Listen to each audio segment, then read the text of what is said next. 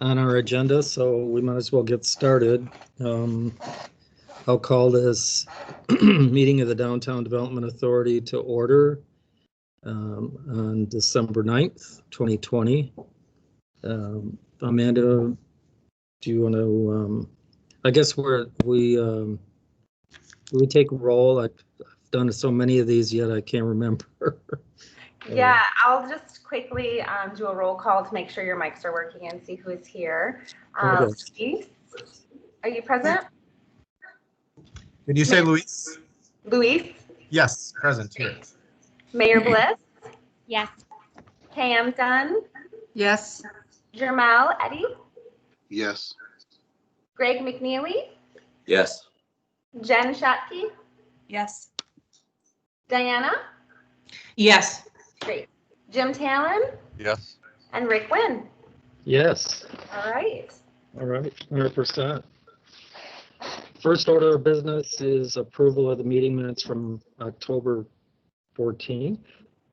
Does anybody have any questions or comments regarding the minutes? And I'll just remind everybody for approval of the motion, I'll ask for anybody who would like to vote no. Talon moves approval. Thank you, Jim. Support. You want to fight for support? Cam can have it. Okay. Thanks. All right. Any other comments or questions? If not, is there anyone that'd like to vote no on this motion? Hearing none, the motion carries. Next, we have the November 30th, 2020 financials. Is Chapman on the line? I am. Good morning, everyone. If you have taken a look at the statement, the DDA is in a good, strong financial position. In the last couple months, we paid a little over $1 million in developer reimbursements of their summer taxes for those developers that we have reimbursement agreements with. If anybody has any questions on the statements, I'm happy to answer them or to get back to you with the answers if it's something that I don't know right off the top of my head. Any questions at all? All right, I would accept the motion to accept the November 30th, 2020 financials. So moved. Support. Any other questions or comments? If not, is there anybody that would like to vote no for this motion? Hearing none, the motion carries. Next is DNN web contract. Mr. Buller, are you on the phone? I am. Good morning, everyone. Thank you. Again, for those of you I don't know, I'm Anna Marie Buller, the manager of Neighbor Experience at Downtown Grand Rapids, Inc. And I'm here today to request funds for a DNN website. But let me back up and give you a bit of brief history. So the GR Forward Goal 2 plan called for the establishment of a resident council and also placed a priority on marketing downtown living. And in 2015, we began convening residents socially and early conversations got started. In 2018, we created a steering committee to explore the creation of a neighborhood organization or a partnership with DGRI. And by 2019, the group was created, the Downtown Neighbor Network, which is a partnership with DGRI. The mission of this group is to foster and serve a community of downtown neighbors that are informed, connected, and empowered to improve the downtown living experience.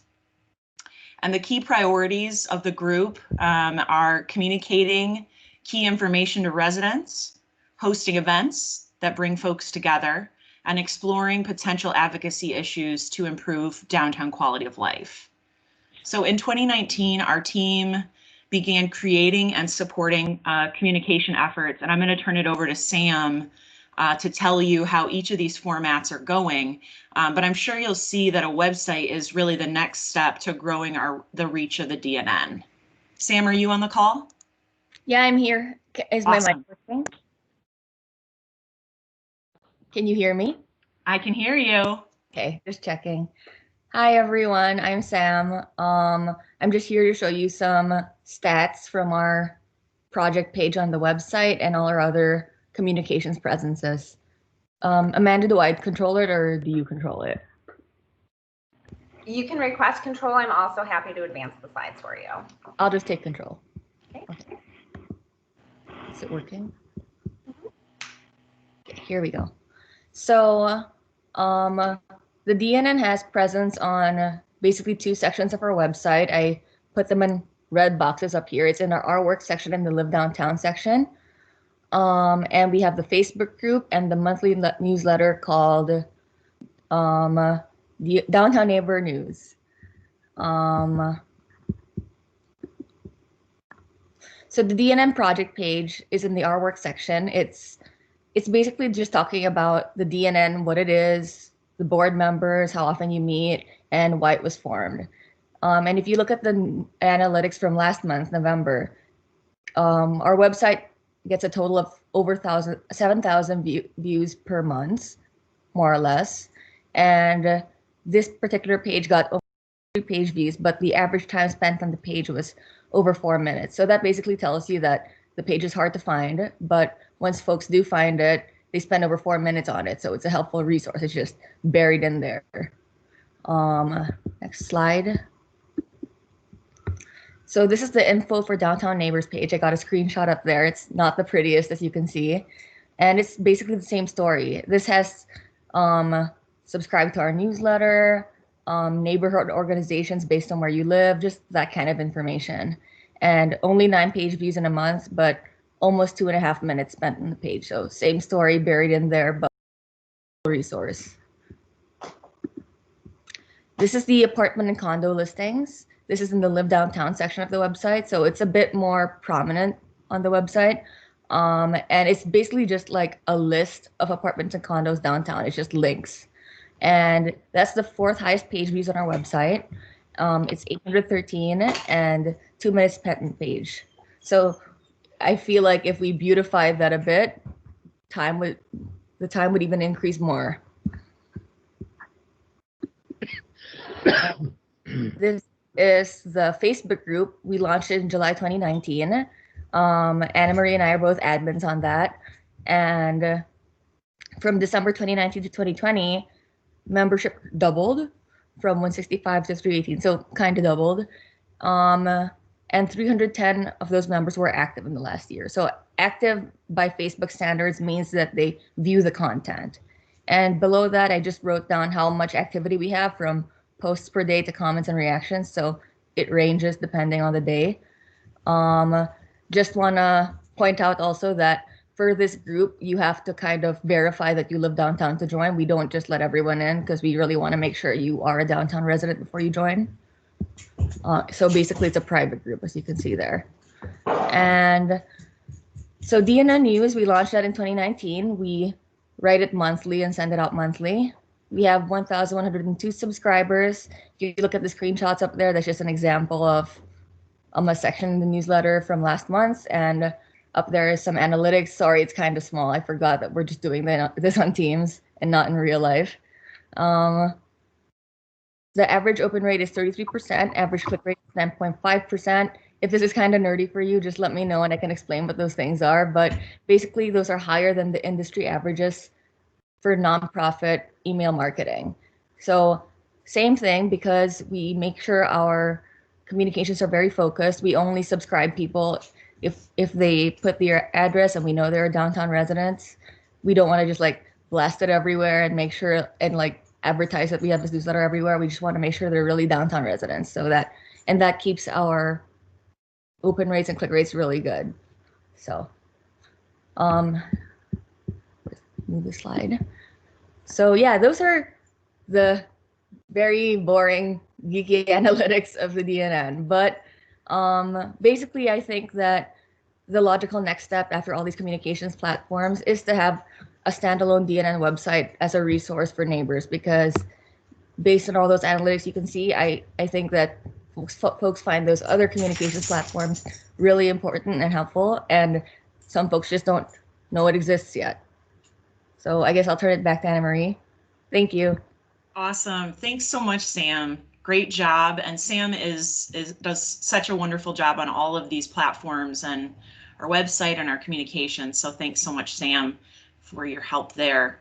So just to reiterate, the DNN and Goal 2 Alliance both identified the creation of a website and kind of marketing downtown to neighbors as key priorities for fiscal year 20. And we know that this is even more important during a global pandemic, that communications are really key. So we did release a request for qualifications from out to the community in September of 2020, and we had 14 firms respond. It was really quick to see that Well Designed Studio was really the leader of the pack.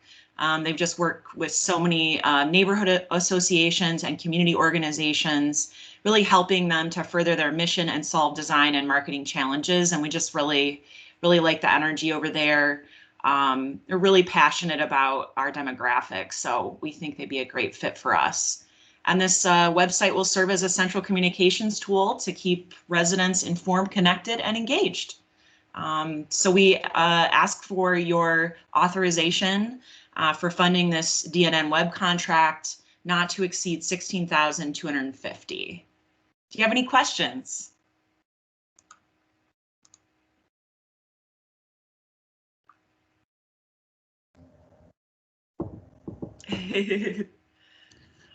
I have a question. Sure. Does that contract include ongoing Chairman, maintenance I have of the an additional website? question. It includes the first, I think it's just the first year. Maintenance is pretty low, you know, for looking for viruses and kind of keeping things up to date. I don't have that number right in front of me, but I can send you the contract if you'd like to review it. That's all We right. felt like it was reasonable. Thank you. Yes. Greg, did you have a question? Yeah, an informational question on what is the geography of the Are you saying what, are you asking what downtown? work is, or is it defined differently? So the Downtown Neighbor Network is really, you know, focused on the DDA boundaries, but it really is a network because we understand that the near neighborhood, you know, really sees downtown as their neighborhood as well. We really like to work collaboratively with all the neighborhoods that touch our downtown footprint. And so it is a network of neighborhoods. So we do have blurred lines, but our priority is really on multi-unit living. So folks that are living in high-rise complexes, you know, are really our target demographic because they are often missed by traditional neighborhood association efforts. Does that answer your question, Greg? Okay. Any other questions? Any other questions at all? We would need a motion to authorize the funds. So moved. Thank you, Greg. Support. Thanks, Cam. Any other comments or questions? Hearing none. Anybody would like to vote no for this motion? Hearing none, the motion carries. Thanks, Anne Marie. Thank you. Next is the retail partnership funding authorization. Tim, you want to take us through this? Yeah, thanks, Mr. Chair. Good morning, everyone. So I think as we've discussed a number of times around our virtual table here and also in person over the years, creating a strong retail environment is a priority both for the community and DGRI, and something that we heard over and over again during development of the master plan. I think because of that, we have engaged in a lot of efforts over the years to help create that strong environment, from incentivizing development to zoning changes to business association support, to our retail innovation grant, among other things. And so in addition to that, and I think because of that, back in 2019, we entered into a partnership with the city of Grand Rapids as well as the Grand Rapids Area Chamber to provide funding for the Retail Retention and Attraction Initiative. That initiative resulted in the hiring of Rich App back in January. And at the outset, we kind of intended to deliver on a number of things. The priorities when we launched into this last year were looking at a market study, creating an action plan, developing a sustainability of initiatives so that we had reliable funding sources going forward, and then also measuring business assists, new businesses attracted, as well as decreasing vacancy. Those were all of the priorities that we kind of identified going into this. But just as we were moving on those actions and those initiatives, of course, COVID set in and really shifted the focus of Mr. App's work to really being full-time around business support, communications, and really just, kind of addressing the needs that arose, day by day, if not hour by hour, for our small business community in downtown and around the city. So I think despite the ongoing uncertainty of the current moment, we feel like having this position and really having someone that's focused day to day on small business support is going to be incredibly important over the winter months. But also as we think a little bit longer term into our economic recovery, we think having Rich still on the team is going to be important. And as such, we're recommending to continue the work. What I'd point out is that we've had some good discussions between both the chamber and the city about really honing in on Rich's scope of work, so it's clear on what initiatives he's going to be working on. For the immediate future, it's going to be continuing on that business support and really making sure that communication is good so that businesses understand the resources that are available to them in these trying times. And then looking ahead, in about 6 to 8 weeks, we expect that the work on our retail recovery plan that the DDA funded earlier this year will be wrapping up, and we expect that Rich will kind of carry some of those initiatives forward and really start to focus on implementation of those recommendations. The last thing I'd point out is that we're also coordinating with Joe Augustinelli, who is the executive director of the mayor's economic recovery task force, to make sure that planning and coordination on support is not happening in a vacuum, but all this work is done in coordination with each other. So as indicated in your memo, the city has approved their share of this initiative in the amount of $50,000.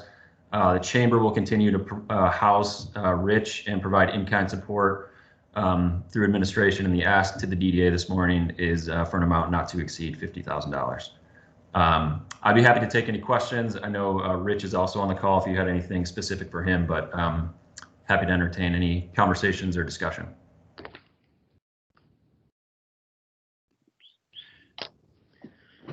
Rich, do you have anything to add? You know what? I'm excited about the scope of work that we have going forward.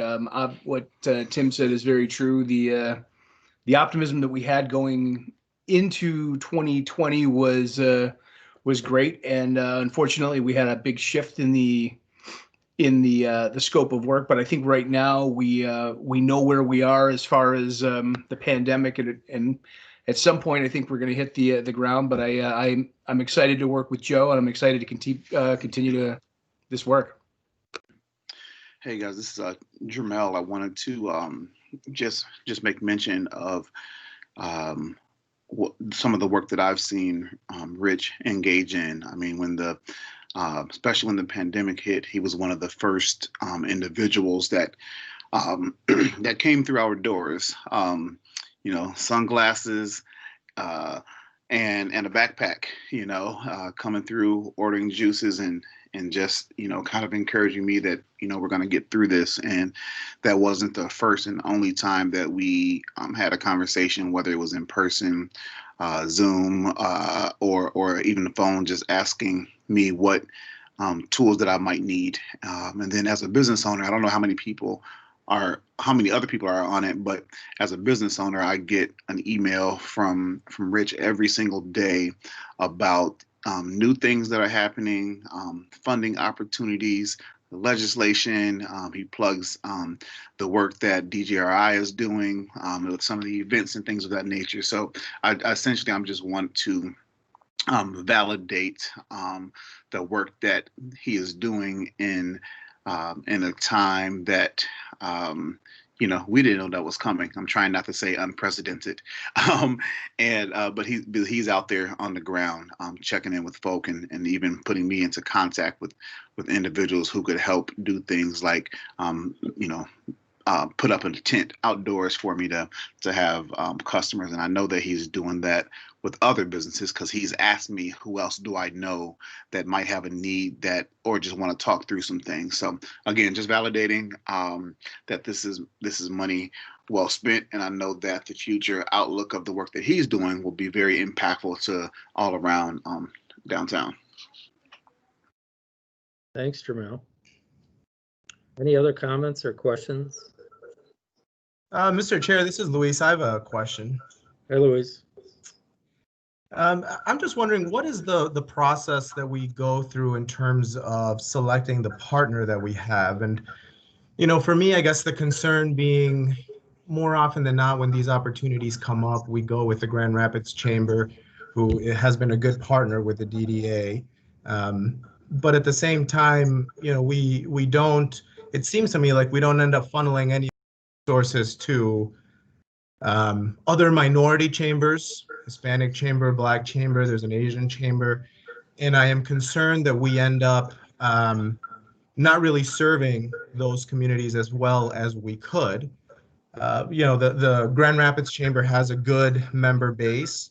And I know that they do have a diverse member base, but I would love to see sometimes other chambers being roped in through funding as well, not just asking for partnership, which oftentimes just means volunteering their time. And so not at all discrediting what Rich is doing. I think he's doing a great job. Just wondering more our own process of ensuring that we are sending funding, not always to the Grand Rapids Chamber, but to other entities in town. Tim, can you speak to that? Yeah, I think maybe as a point of clarification, the money that we're spending here is not going to the Grand Rapids Chamber. It's actually going to fund Rich's salary. The partnership arose really between a conversation of DGRI and the city, and recognizing that retail and business support was something that we needed to focus on.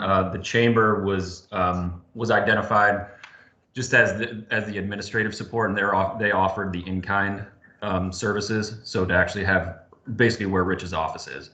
And I'd have to go back and look at some of the notes about how that came about. But I think in general, this is helping fund Rich's work, which is to support all of downtown businesses for his salary. And then we do, of course, continue to partner with our friends in the community, both at Hispanic Chamber, GRAB, and others, and some of the other partners that you mentioned.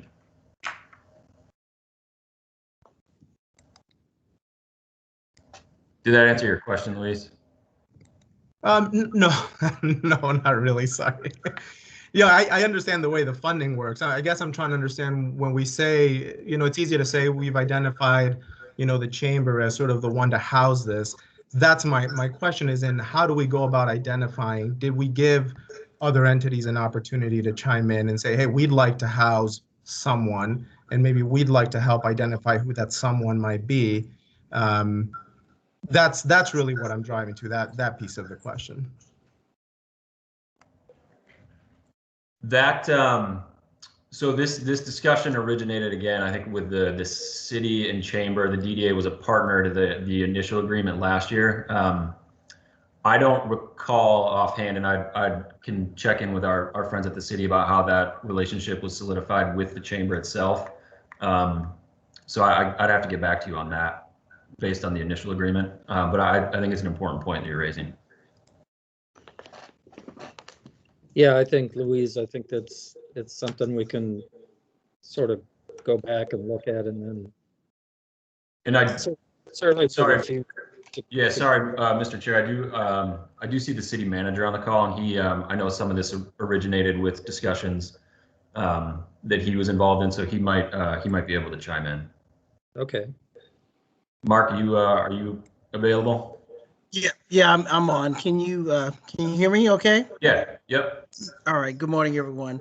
Yeah, and thank you for the question, Louise. You're exactly right. And I had that same discussion with Guillermo and members from GRAB right after we launched the program. And ever since then, we have been trying to be very deliberate to make sure we are just as inclusive as some of our, as with them as some of the efforts that we've been with the chamber.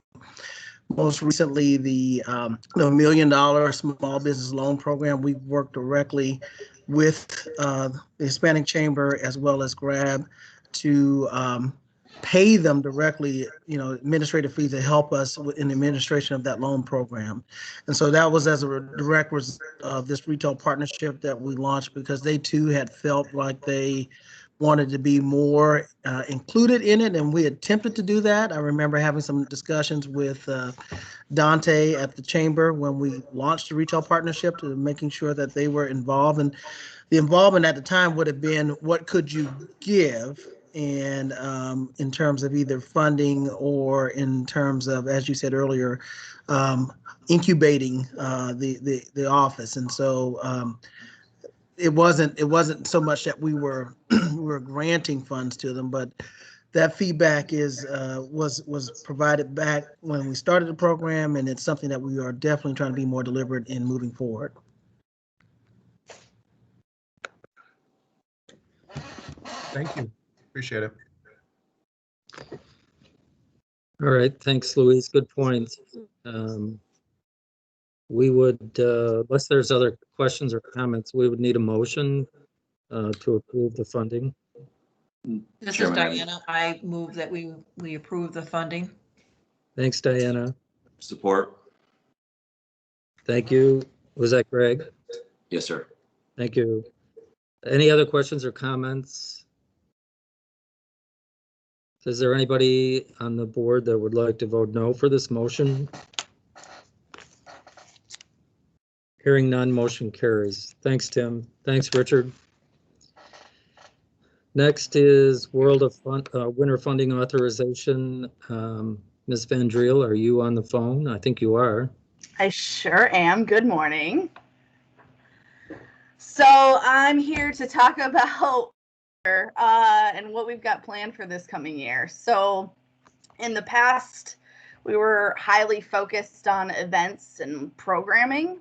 This year, due to C-19 restrictions, we've had to pivot a little bit and switch things up and change our format, which I'm actually pretty excited about. So this year, we will be focusing highly on more placemaking efforts through art and pop-up interventions in order to create a safe and socially distant programming that will also still bring people downtown, outdoors, and give some wow factors. So I have a quick little presentation about some of the stuff that we are working on and will be bringing to downtown. And hopefully with your authorization, we will be able to bring some additional stuff that I will go over here with you. So let me see, make sure. Okay, so interactive placemaking art installations. These were funded. 3 of these were already funded by the DDA, I believe 2 months ago. You gave authorization to fund these. One of which was the Winter Tumbleweeds and Grasses by the department. This is a local group of artists that will be creating these giant tumbleweeds and grasses along the Blue Bridge. Hibikozo is out of California, and they're creating 6-7 foot sculptures, 7 6-foot sculptures. I typed that in wrong. And 1 10-foot custom sculpture in collaboration with the Grand River Band of Ottawa Indians. So I wanted to give you an update on that. This is their designed and custom sculpture. And I'm probably going to botch this name, but Mendedidu Bawating, which means Spirit of the Rapids. And as you can see, it encompasses a lot of textures of basket weaving, the rapids, Three Fires, Turtle Clan, Medicine Wheel, all of the things that are important to our Native community here in Grand Rapids. So we're really excited to see this one get here. We're also bringing in Impulse, which are 15 seesaws that light up and interact with sound and lighting, of course, and these will be going over to 555 Monroe. New this year, we are proposing to bring in the Singing Tree. This will go over in Canal Park, and basically, I don't know if my sound will work with you guys, but basically these are lights with a new technology that interact with people. So if you're having performers or singers or musicians or anything like that, or even if you're out there belting at the tree, the lights will change and interact with the sound that is created. So this is by Limbic Media. Then we'll also be doing 10 glow art installations of luminaries. These will be going across the Gillette Bridge, created by Ice Sculptures Unlimited. And we will be doing our first ever projection mapping project here in the city of Grand Rapids, particularly outdoors, which is a big lift, and it's really, really exciting. We'll be teaming up with DeVos Place and hosting this at the Civic Auditorium over at Lions Square. This is a unique opportunity for us to try some programming and something new into that space as we look to do renovations there that are breaking ground this spring and the summer. So this is kind of exciting to test out some programming. Programming curated specifically by us. We will be doing, of course, the art installations, live performances, pop-up performer nights all throughout downtown, scavenger hunt that is a digital scavenger hunt to get people to visit businesses and downtown storefronts. We'll have ice games, of course, our annual Valentine's ice sculpture with sculptures all throughout downtown, fire pit programming, also Window Wonderland, which is something that Chama Katabi from our team is spearheading with our downtown businesses in order to help businesses decorate their storefronts and provide programming for that. We'll be doing walking tours, snowshoeing, ice skating, and programming activities. This is to be determined based on governor restrictions, but we're excited for the opportunity if we do get a chance to do that. Tribal stories with the Grand River Bands of Ottawa Indians, and movies on the piazza as well. We're also able to do something really exciting. We have our seasonal events sponsorship program that we offer at Downtown Grand Rapids Inc., and that focuses on supporting events and programming happening in the cooler months of the year in order to get more activity during that time frame.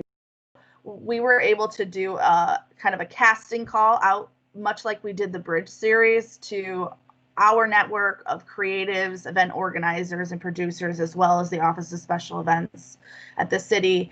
And we received 25 applications for grants that have some really interesting ideas downtown that are placemaking focused, such as a Can-Jan tournament, pop-up concerts, theater, singing, a lot of different art, quite unique that you might not see anywhere else.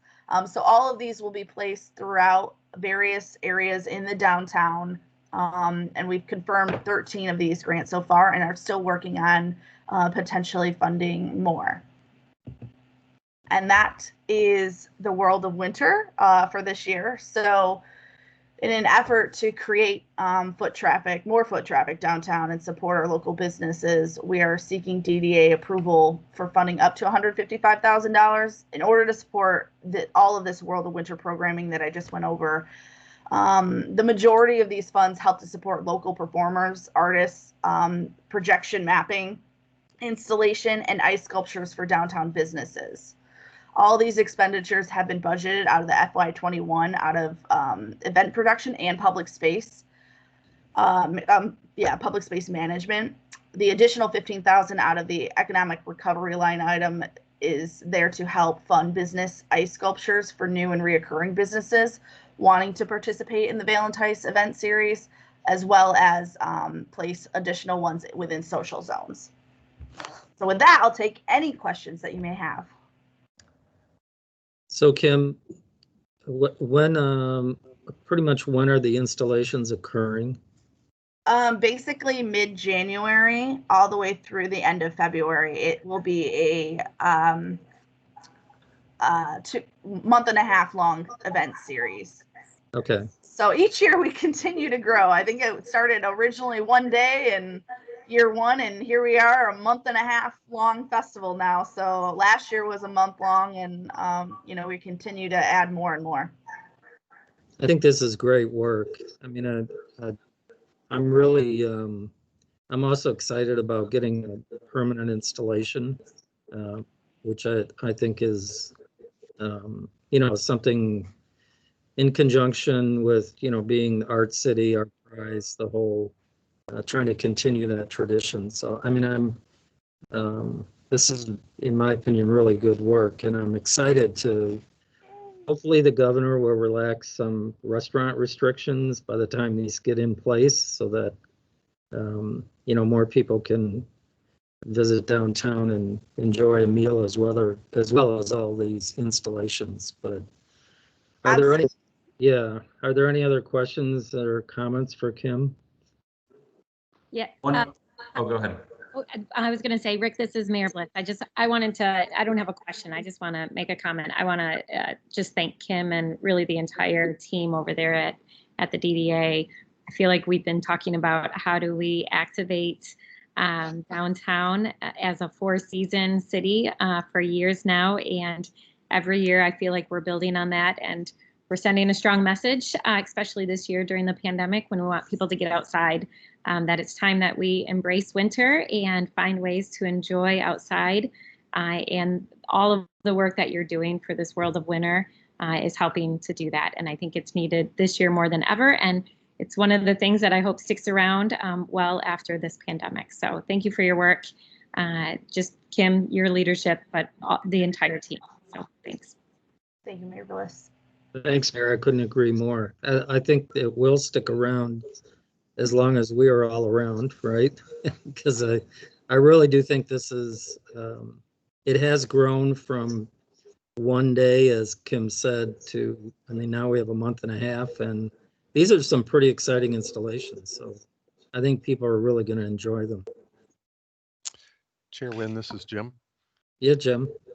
Just wanted to ask if we could perhaps later receive some information on kind of the demographics of the grant recipients, just in light of our goal to see a more diverse downtown. Want to see how we're doing that through those grants that we're making. Yeah, absolutely. We can pull that information for you. Appreciate it. Thanks.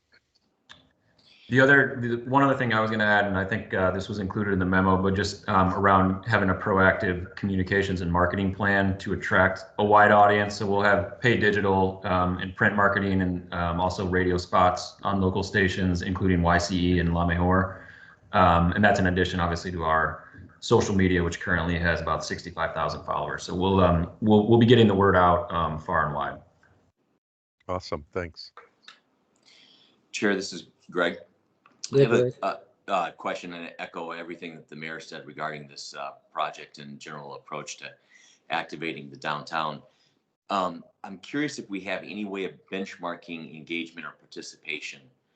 So and I realize we're not going to have people out there in the cold with clickers counting people on seahorses or seesaws, but how do we sort of measure what success looks like and from year to year kind of gauge the engagement?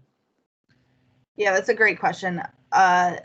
One, we have staff on various programming, so we will be able to count like data like we normally do. We also have our pedestrian counters that we can put in various areas throughout the downtown to collect certain data as well. So, and some of the installations well, I think one in particular, and also two, specifically can tell how many times used. So we'll be able to figure that out. Like the singing tree, we can figure out how many times it's been lit up. So that means we know how many times it's been interacted with. So there's various different ways we can do this. And I think probably I'll be before you after World of Winter is over, February's done, and kind of like with a recap of how things went this year. Obviously, things are drastically different. I have a really great team with me that's helped me pivot and be able to look at things very, very differently. And it's exciting to see a lot of people from the community be able to get involved with this. And it's not just DGRI staff doing programming. We're, asking others to help contribute. And everyone's really excited about the installations that the DDA has already committed to funding. So thank you for that. And, I'll be in touch with more data. Yeah, and we'll, as Kim pointed out, we'll follow up with an event recap once we have all that information compiled, likely in the summer. Any other questions? Great work, Kimberly. If there are no questions, I would entertain a motion to approve the funding. So moved. This is KM. Thank you, This is Kim. Diana. I support. Thanks, Diana. Is there anyone on the call that would like to, on the board that would like to vote no for this motion? Hearing none, motion carries. Thanks, Kimberly. Thank you all. Next is the Downtown Winter Ready Grant update. Mark, are you on the call? Yes, I am. Thank you. The memo that we submitted in your package has quite a bit of information in it regarding the things that have happened over the course of about the last 6 weeks. So you guys approved the original Winter Ready Grant on October 14th. And since that time, we've worked with a variety of businesses downtown and continue to work with them and also act as an interface with the city of Grand Rapids during the permit process for these various things. So the memo includes a little bit of a description of what's been going on and also quite a few images of some of the things that are evolving to provide some outdoor seating and winter activation within our various street spaces downtown. So just has some highlights. As the memo states, we've approved 5 grants to date. That represents about $47,000 worth of that original $200,000 funding. And then we have another 9 that are pending. And when I say pending, that simply means that either there's a few things that we need to get from them in terms of the backup material like receipts and things, or we're still going through a permitting process with the city of Grand Rapids, but we suspect or anticipate that all of that stuff will happen. And so those 9 constitute $120,000 worth of additional funding. So that brings us to a total of about $167,000 of the original $200,000 that was allocated to date for these 14 businesses. In addition to that, as of today, we have about 15 that I would describe as seriously interested. They either have a plan in place that they're starting to move forward with, or they've actually started a permitting process with the city of Grand Rapids. So there's another potential 15 out there. So that begins to set up the various requests that we have in play or in this memo for today. The first one is really just, and I'd like to try to get these in separate motions for the sake of our procedure as we move forward. But the first one is really just asking for added funding for the Winter Ready Grant in an amount of $175,000. So that would bring our total funding to $375,000 for these grants. The rationale being that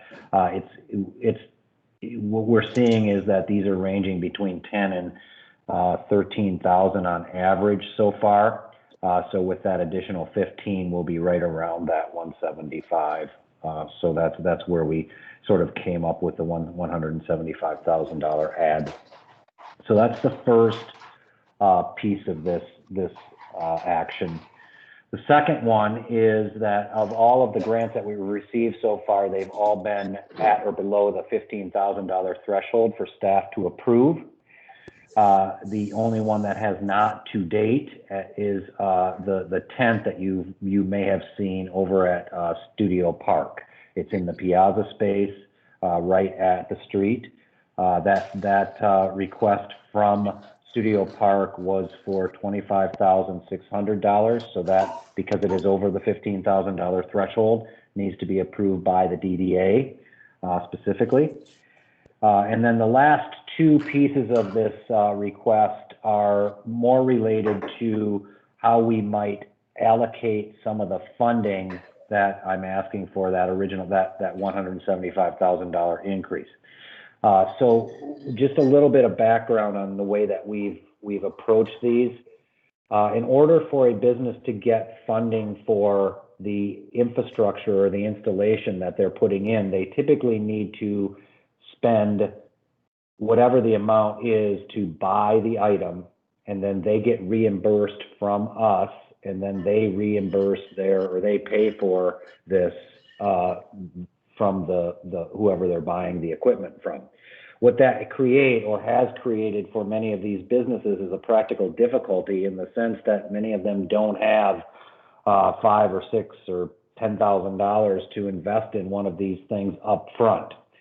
So it's causing a lot of delays, a lot of problems for them. So we've been working with this company out of Comstock Park called Prestige Products, and they can build an approvable structure in a variety of sizes. So we would like to get authorization to buy direct from this Prestige Products in order to alleviate some of the practical difficulties that we're seeing with being able to have these businesses buy and then get reimbursed.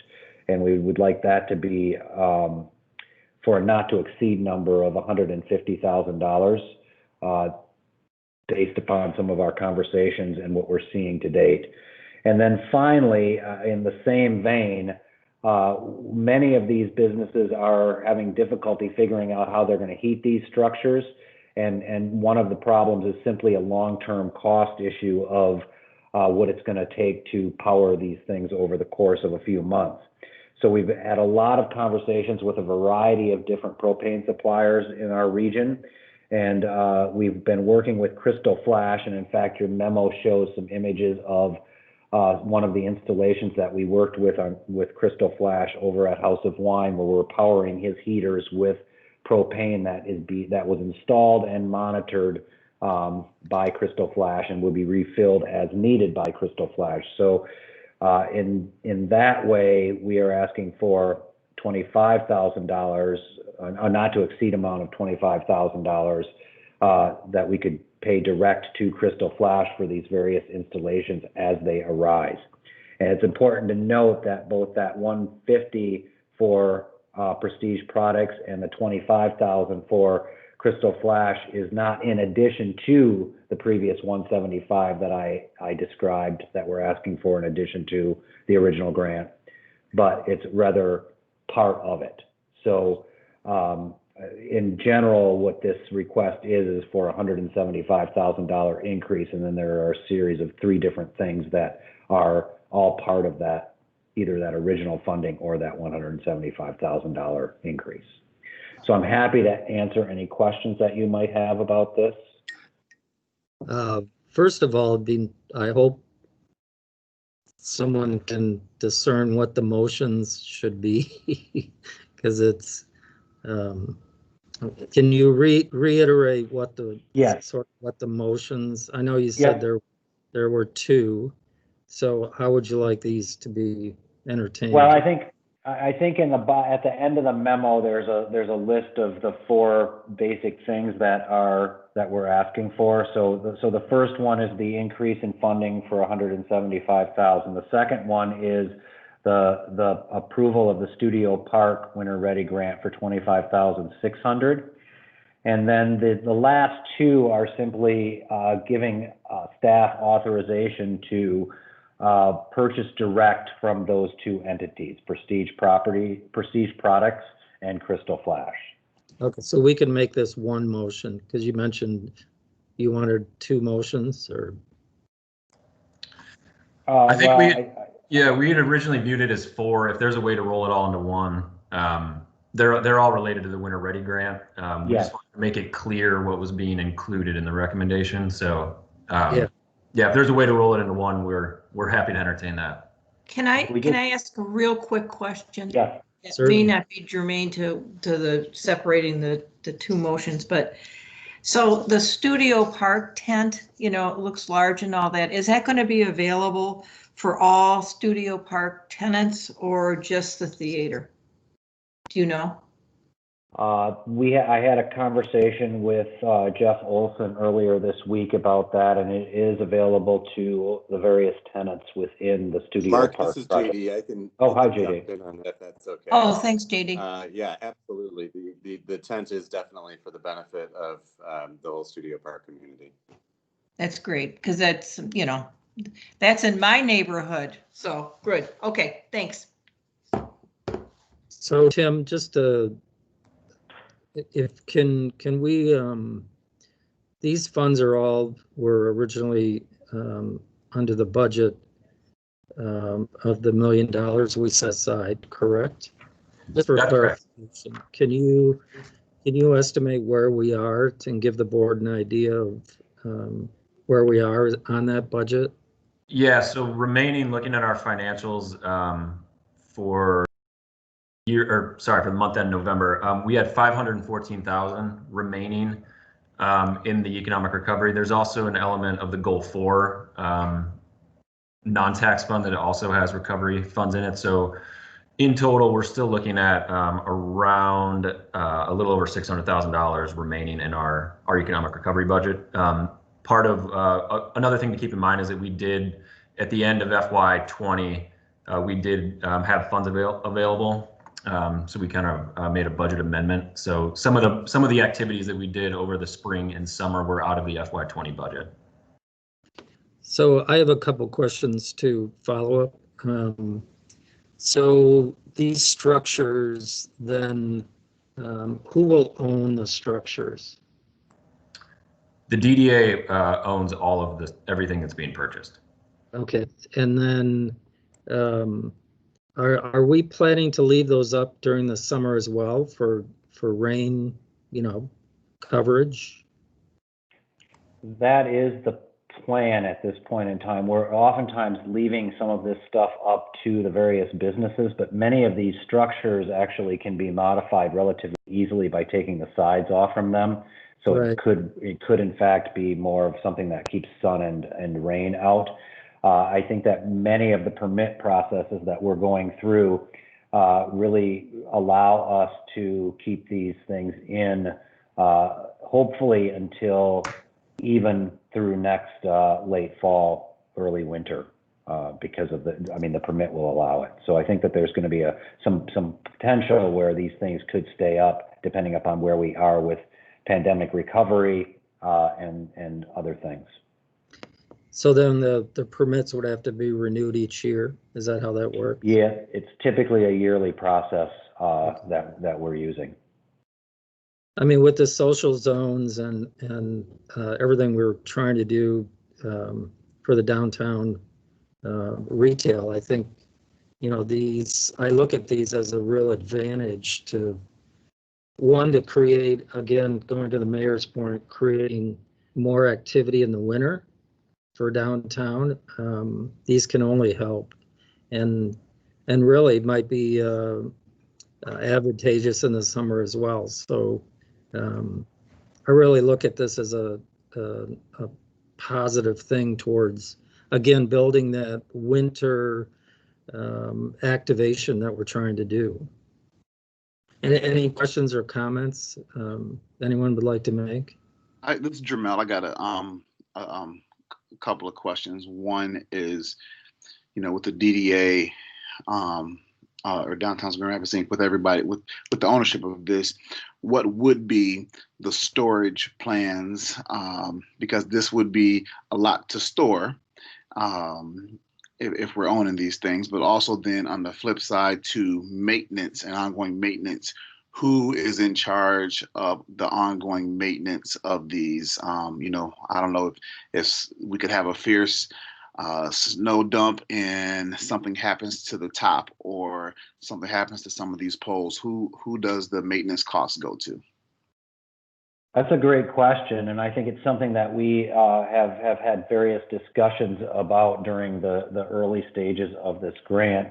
So I think the first answer, you know, in terms of storage, it's going to depend. So in many cases, when we fund these things and ultimately own them, we're allowing the businesses to continue to use them, and in some of those cases, those businesses will simply store them. And we will just monitor the asset and make sure that it stays where it's supposed to be. In other cases, we have had conversations with both our operations folks, but also the folks who are building, for instance, the Prestige Products ones, where they could store the off-site for us if they're not being used. So I think that it's an evolving conversation. We have a few different options, and we'll continue to explore those options as we begin to move forward with them. As far as the maintenance aspect, I think it's the same thing. Some of these things have been built by others. I think you'll see some over at Reserve right now being constructed.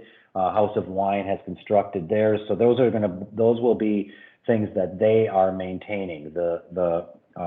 And I think that that's really philosophically where we might be today, where we are purchasing them, we are allowing the business to use them, and that business is maintaining them for us and operating them for us. Thank you.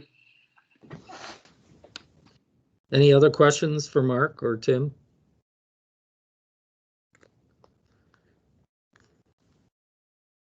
So if the way of rolling this into one motion, I will accept a motion updating the grants. I'll make the motion. This is Mayor Bliss. I'll support. This is Luis. Thank you. Any other questions or comments? Yeah, Chair, I'll just add a comment that I really appreciate all the work that the DDA is doing to support our businesses downtown.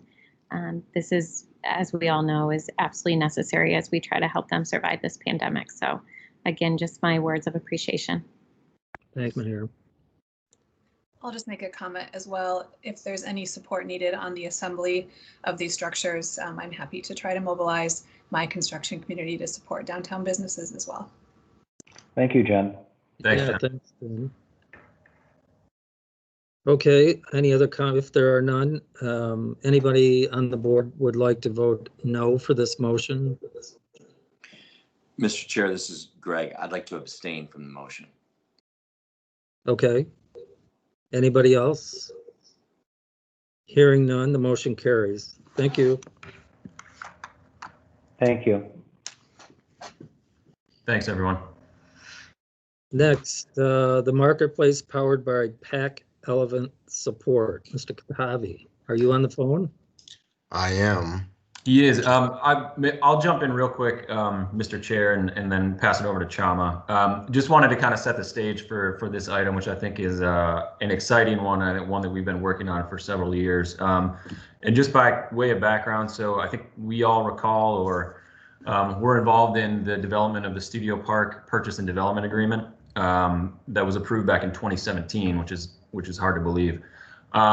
As a component of that agreement, and really at the direction of the board, in response to a lot of the conversations in GR Forward, we included a provision around partnering with Studio Park to identify an opportunity for a minority women-owned business incubator to go into the space. I think at the time, and now that it's come to fruition, we all believed and recognized that this was going to be a transformative project for downtown and create an environment that's unlike anything else in West Michigan. And so recognizing that and seeing the potential opportunity to further grow our business community and create an incubator, we identified that and included the language in the agreement. Excuse me.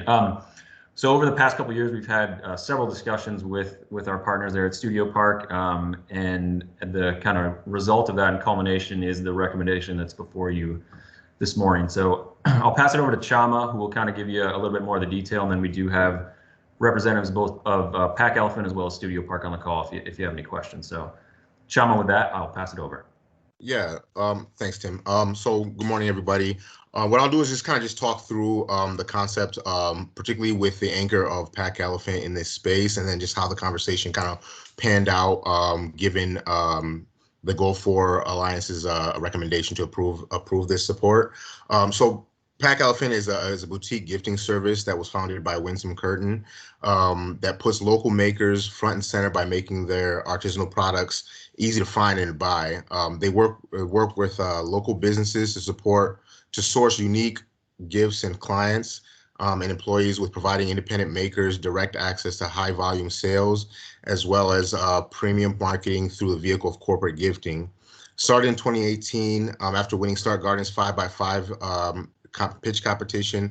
Pack Elephant in 2019 had 43 corporate customers and was engaged with 117 makers as part of their overall pipeline. I think a major part of the success is Winsome and just how plugged in she is. With over 8 years in experience in advertising, digital marketing, and procurement experience, this has kind of led her to build out this business, but then also really engage the entrepreneur support in Grand Rapids, which allowed her to be then the entrepreneur in residence at Michigan State's Innovation Center. So I think a part of what a lot of this conversation is particularly in this, what made this unique, is that we've had these conversations around what would an incubator really look like. And I think what should be noted in this is that when we were talking about this, it was not just to attract new businesses to downtown, to individual storefronts, but to try to create opportunities for people to test out the downtown market and have some kind of a soft entrance into downtown. And I think a lot of those conversations that we had at Goal 4 were oftentimes from like the technical assistance and from the entrepreneur support organization perspective. And I think what's unique about this process is that it kind of builds in that incubation piece. Part of the business model here is that incubation piece is built in to just how Pack Elephant does business. So it's not just that they're just she's going to be having the gift cards and everything. I mean, not gift cards, but the gift baskets and what have you. But this is an opportunity for her to have a retail space, but then also using that retail space to showcase local makers and local entrepreneurs in West Michigan. That show floor is something that would be an added bonus to what she's been doing right now. To date, she has 36 agreements with 36 different makers to be on that show floor to be showcased on the floor. And with another 30 businesses that are in the pipeline. So as part of this overall kind of idea of trying to introduce new businesses to downtown who may not be ready to go into a storefront right off the bat, this is a way for her to kind of for them to kind of test the downtown market. A unique thing with Pack Elephant is not just so much that they're focusing on getting local businesses, but also are really intentional in informing their consumers and customers about where those businesses are from. So she regularly puts out community impact reports that highlights not only where the partner businesses are located within West Michigan, but also breaks out some of the demographic information on who those businesses are and who those entrepreneurs and makers are. Which is something I think is what we wanted to really kind of highlight and try to give more opportunity to local businesses in Grand Rapids. To date, for this specific place, she's invested over $50,000 into the build out and to furnish the space. So the request today is for $67,500 through the Retail Innovation Program. Again, when Go4 looked at this, it met a lot of the goals in trying to diversify the mix of downtown retail offerings, supporting local and small businesses, and not just her as a small business, but all the businesses that she engages with and are part of her pipeline, and then activating this space which was identified a while ago as an incubation space and an opportunity for all kinds of local retailers. So this was one of the reasons that Go4 basically recommended this.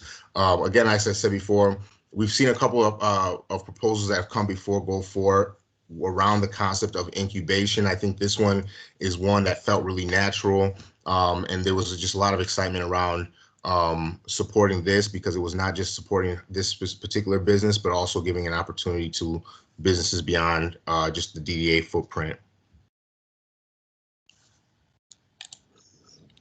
Okay, any questions? This is. I got a question on this. So,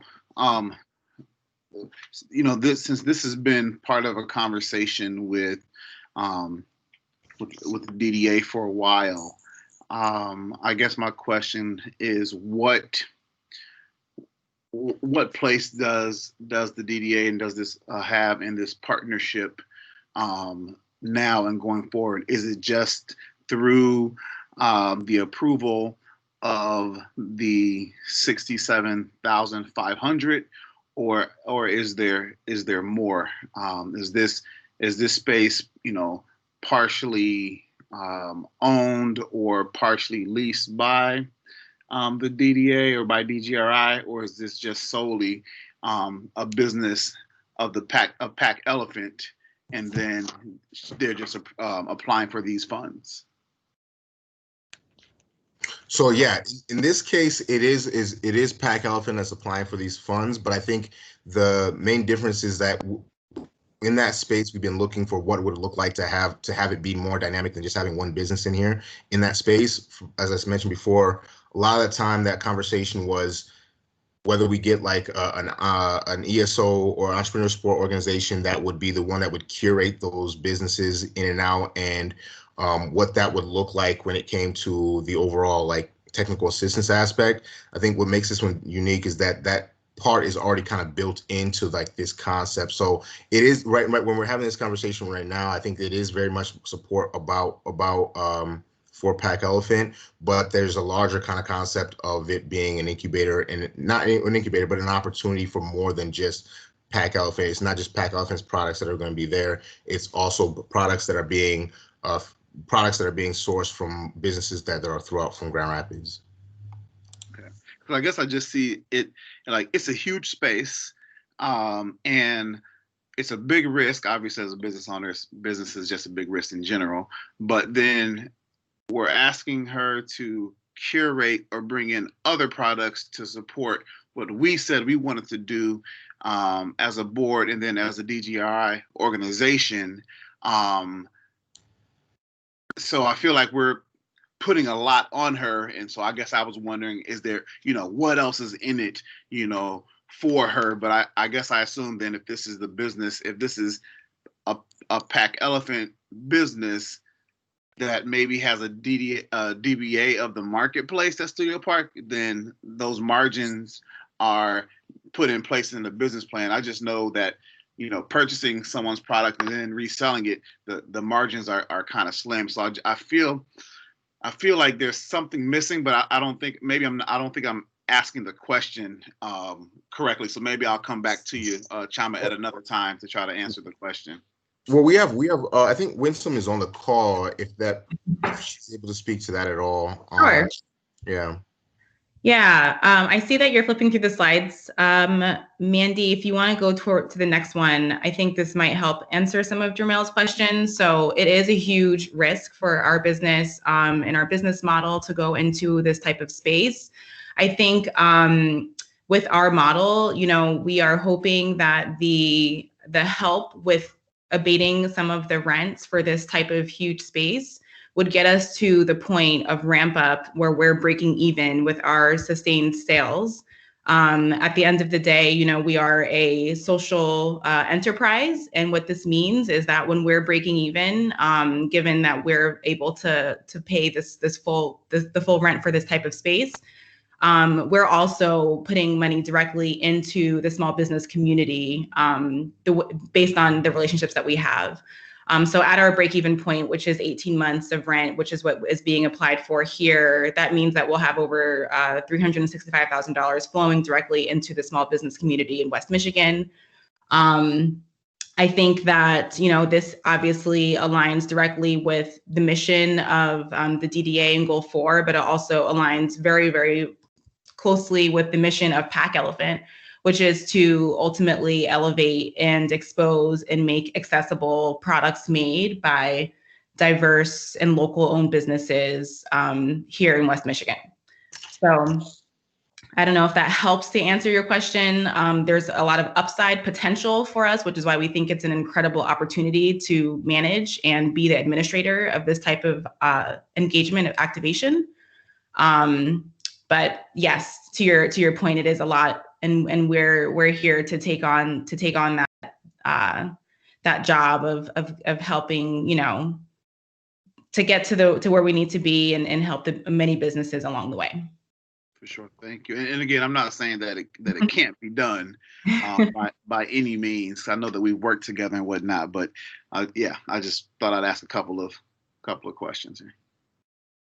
JD, I see you have your hand up. Do you have a question?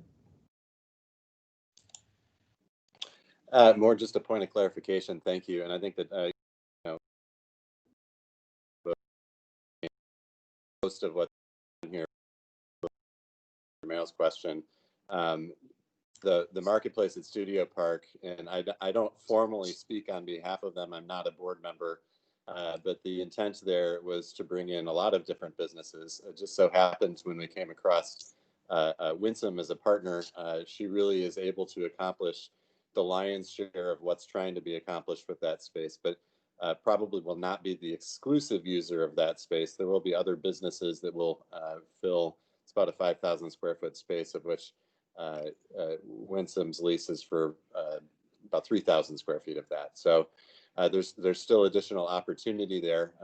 The board of directors of the marketplace itself will be working to specifically try to create opportunities for women and minority-owned businesses, particularly in the creative communities in West Michigan, to create remove barriers to entry to be able to be in downtown. So there's a little bit more going on here than just Pack Elephant, although Winsome's sure making the job a lot easier for us.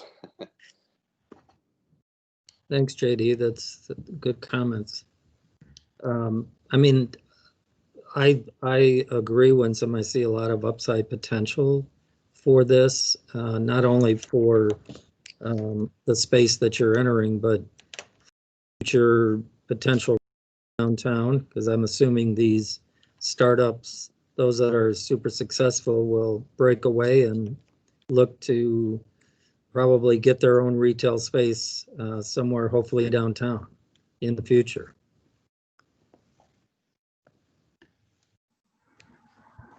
Any other questions? Richard App. You know what? This is just a comment, but I've been working with Winsome on this, right pretty much since the get-go. And from our very first phone call, I absolutely knew that she was the right person for this position. And I can tell you that there's been a lot of challenges going through this, as you can imagine, doing something like this during a pandemic. And her professionalism and her persistence gives me all the confidence that she's going to be successful in this space right out of the gate and move. Thanks, Richard. Any other comments? Chair Wynn, this is Mayor Bliss. I'll just add my thanks to Winsome for stepping up and being willing to lead in this space. We've talked about this for a long time, and I think it is aligned with a number of our goals, not just to activate this space, but also to provide incubator space and also support our local makers and local businesses. So I really see this as a win-win-win. And so I was happy to see it in our packet today, and I'm eager to vote yes. So I'll make the motion to support this. I'll support that motion. Okay. Thanks, Mayor, for that win-win-win comment. Appreciate it. So you definitely spelled it with two N's, though, anyway. Any other comments regarding this? We have a motion and a second. Anybody on the board would like to vote no for this motion? Hearing none, the motion carries. Good luck, Winsome. We look forward to this. Thank you. And thank you for all of your support. Thank you all. Next, Mr. Kelly is 78 South Division pilot request. Yes, thanks, Mr. Chair. So I think as we're familiar with, the city commission policy requires a pilot application within the DDA boundary to come before the board for a review and consideration, really a consent before the city commission.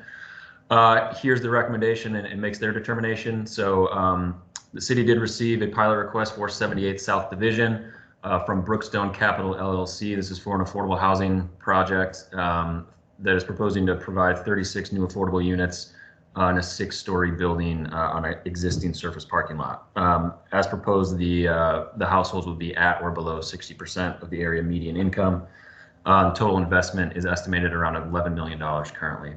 I do see Aaron Banchoff from the Community Development Department here who wrote the memo that was in your packet. Aaron, if there's anything you would like to add, please feel free to jump on.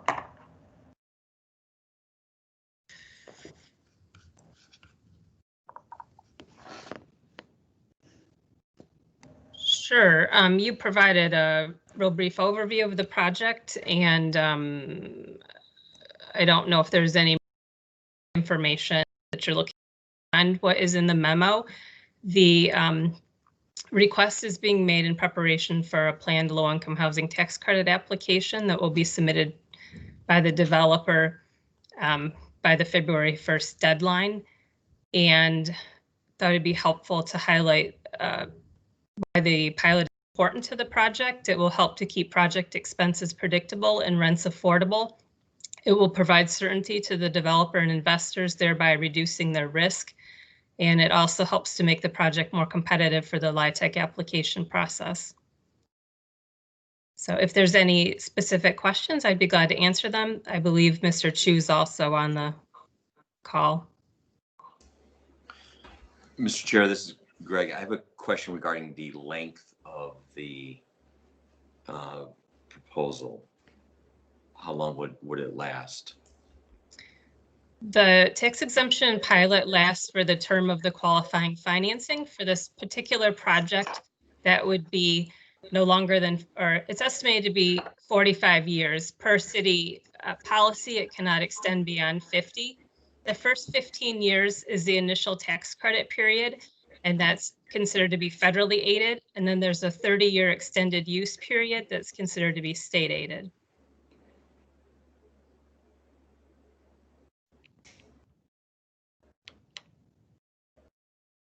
Mr. Chu, do you have anything to add? Or?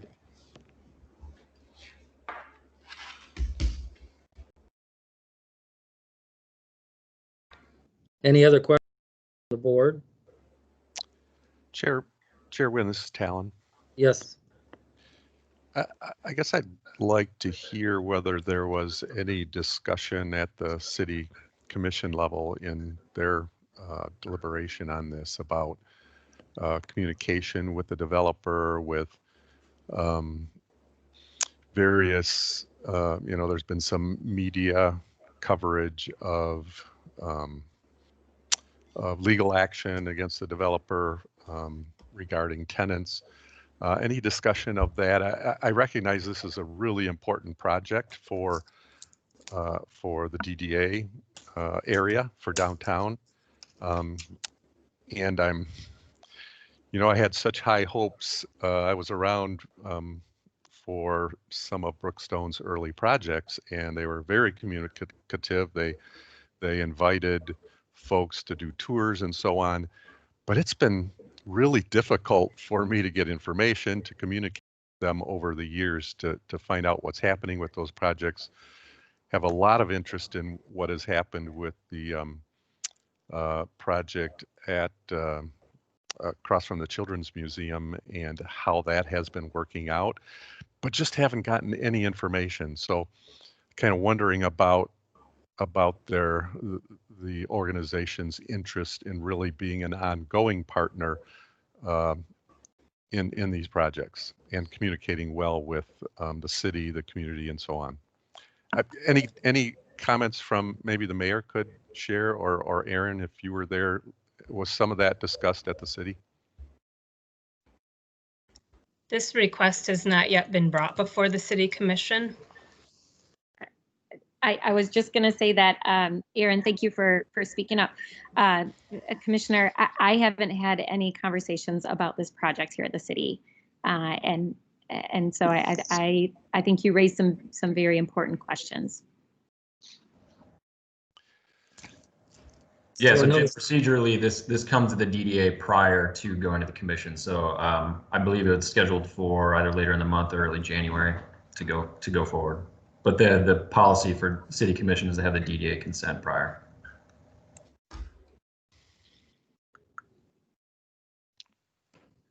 So I guess, Mr. Chu, if you'd like to comment on Commissioner Talon's questions, or now is your chance. Good morning. Yes, would like to start out by thanking the DDA board and community development, Aaron Banchoff, as well as the city of Grand Rapids in support of our affordable developments in the city since 2005. This will be the 9th project within the Hearthside community. So we provided hundreds of housing for residents, opportunity to also improve the neighborhood, significant investment from, we've attracted outside equity investors. What we've done as an organization has really helped transform the Hearthside, taken a number of historic buildings that were boarded up, as well as vacant lots, unused, and turned them into housing, and this project is no different. Regarding the Jim Talon, or Mr. Talon's comment about the lawsuit, yes, that is pending. So unable to comment at this time about it. And the 20 Fulton project that you're referring to across from the Children's Museum, that's performing well. There is a number of oversight on the project from MISTA, from the investors, from the city, monitoring of the project on there. So maybe if you could explain what you mean by not communicative. We've been obviously very challenged in this historic pandemic time.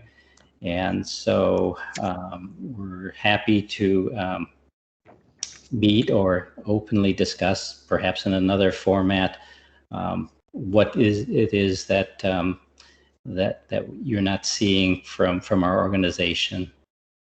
But on this particular project, 78 South Division, we've worked very closely with the Historic Preservation Commission and presenting what we feel is another step in revitalizing the Hearthside neighborhood. And the approval today will take a step forward in that direction to present our low-income housing tax credit application to MISTA. And we have, as Tim Kelly has said, we have not gone to the city yet. These are the first steps going through the community development, through Aaron Banchoff's office, through the planning department, and now in front of you for approval to move it forward to the city commission meeting next month. Okay. Mr. Chair, yeah. if I could perhaps just follow up. I think one of the concerns I have is not knowing how to get that information, and wishing that an organization that receives significant public dollars for what I recognize to be a public and community benefit, have open channels for communication. I tried to connect with Mr. Chu several years back about an issue, and found it very difficult to find out how to connect, how to communicate with the organization, and never did get a response. And so that's been my personal individual experience. But I still don't know. It's frankly easy to say that we want to communicate, but that's been my experience. And if I could just suggest that avenues be put in place to enable that to happen, to get information, to be able to request information, that would be most helpful. All right, Mr. Talon, that's not a problem. I have been very open communication, obviously, with the city on there. And if there was a missed meeting or communication in the past, I apologize for that at that time. If it was several years ago, we were doing a number of projects all at once. So perhaps communication got lost, and I'd be happy to set time to find out what you mean exactly by finding out more information, kind of a broad, but like I said, and perhaps at another format, you can specifically ask what exactly information you're asking for. Sure, and if I could just clarify one more time, this isn't necessarily about me. It's about the public being able to access the organization that is getting public support. I think the public ought to be able to do that, and ought to be pretty clear how to communicate with the organization about concerns or about partnerships or whatever. So just I offer that that recommendation based on my experience and my belief that the organization that's receiving this public support should be accessible to the public, not just to me, but to the public in general. Thank you. Mayor, you have your hand up. Yeah, I just so I'm struggling with this because I have I'd like to get an update on some of the questions posed, but I'm not sure it's appropriate to do it during this meeting. I know typically here at the city, when we have questions around pending litigation, we'll go into executive session. So I'm curious of what potential options are. One, either if we can pause this request and either table it, or if we can go into executive session where I can ask our attorney some questions.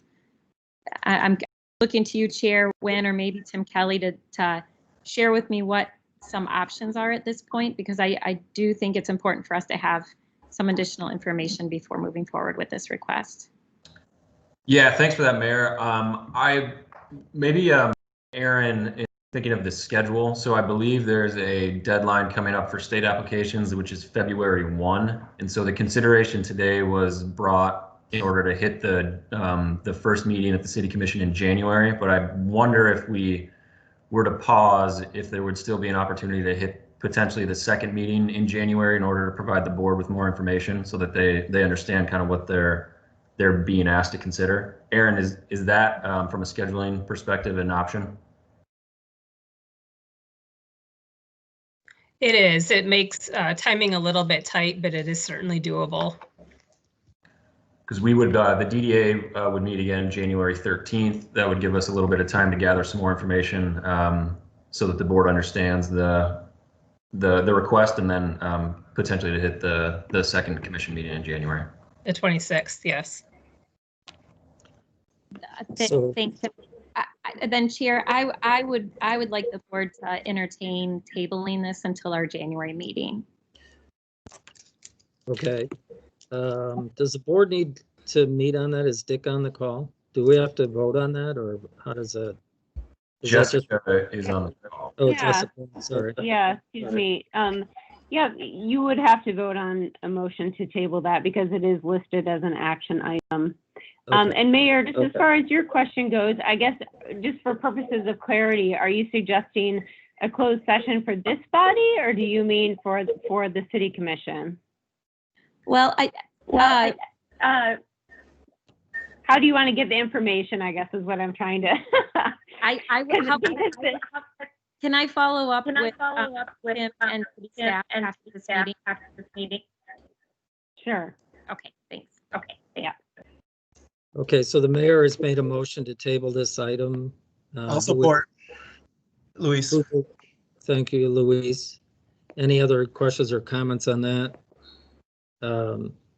Is there anybody on the board that would like to vote no for this motion? Hearing none, the motion carries. All right, thank you, Mayor. Yeah, thank you.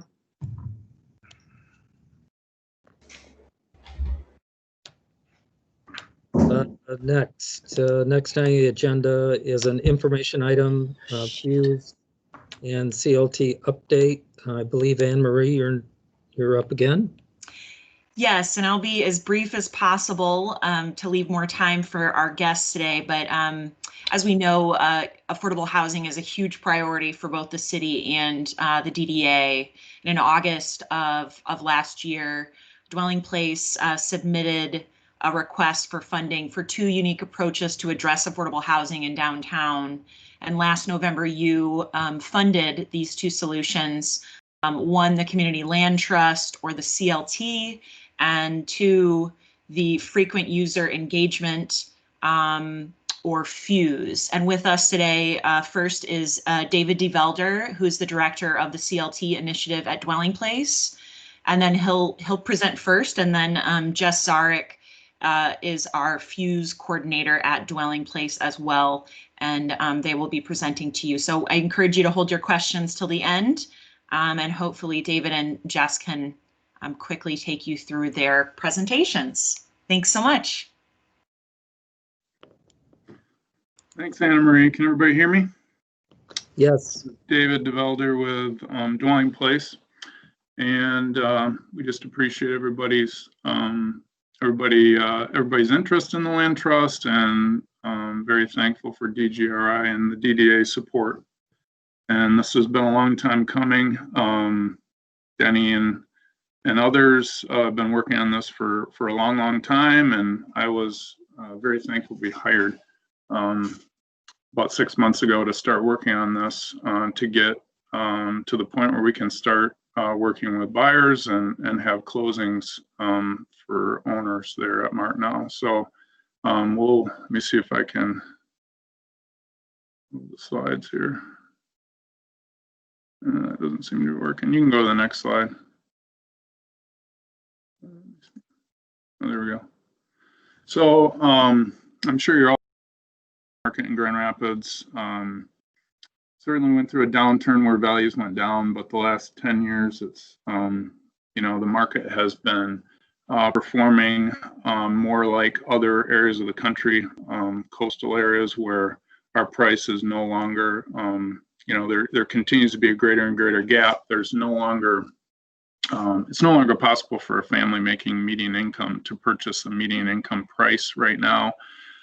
We're right around 250,000 plus or minus in the Grand Rapids area for the average house price. So, we're going to have to do more to reach moderate and lower income buyers. More tools. Certainly, the land trust is a big part of that for Dwelling Place, and and a lot of what's caused this is all the development going on in Grand Rapids, which has led to displacement, higher income folks moving into the city, which is, certainly a good thing to see our city grow, but it does create challenges with affordability.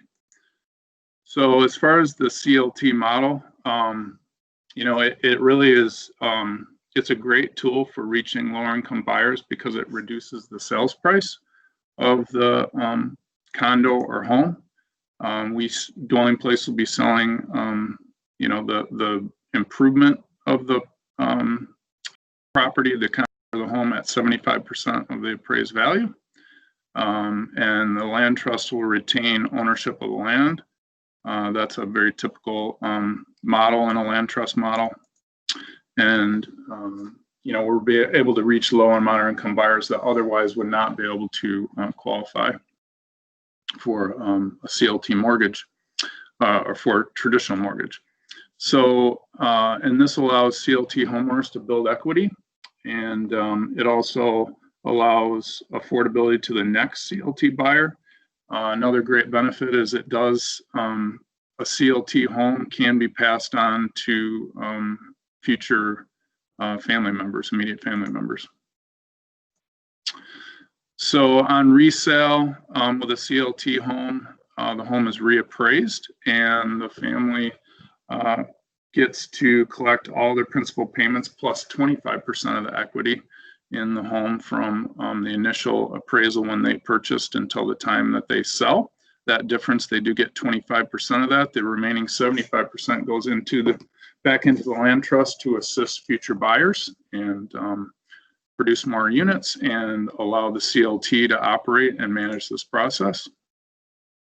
And so, you know, the community really benefits in this, where you're providing permanent affordable housing for perpetuity. The ground lease that dictates the land stays with the property for at least 99 years. The homeowner can renew that another 99 years if they're, you know, if the property is in the same ownership through a family or what have you. But that is a 99-year ground lease, so we're talking about pretty permanent affordability. And so the CLT monitors that ground lease and supports homeowners during the time that they're an owner, as well as assists with resale to help them find a new income qualified homeowner to purchase.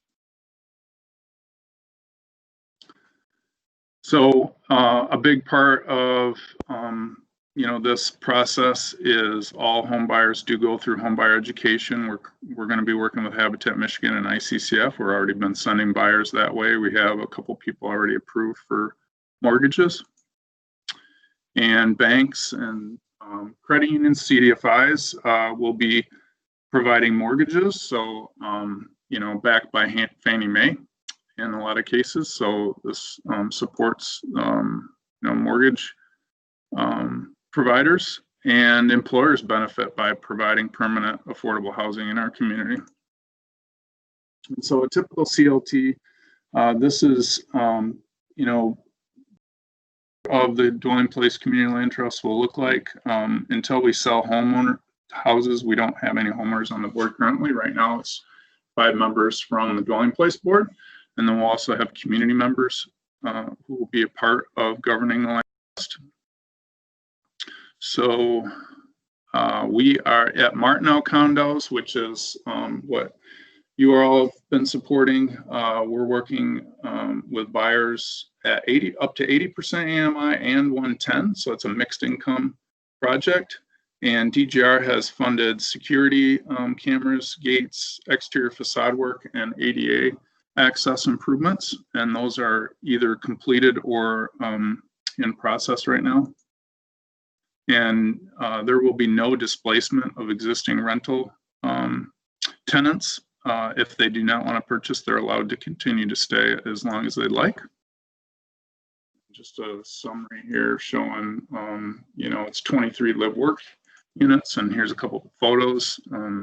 Really nice, loft space is really open. We've had really good receptivity from both current residents and from interested people from the community. So I'm going to close after this slide here, and we'll move on to a fuse. Run out of time, but we do have two condos renovated, ready for purchase. We have home buyer applications for both of the vacant condos, so we'll be entering purchase agreements and doing closings at the beginning of 2021. So we're moving along, and we're super excited. And then here's some slides about what payments look like for folks. This is an example. Martineau may be a touch more than this, depending on where those appraisals come in at. So you can look at these at your leisure, you know, as you have after this presentation. And so let's see. All right. Thank you, everybody.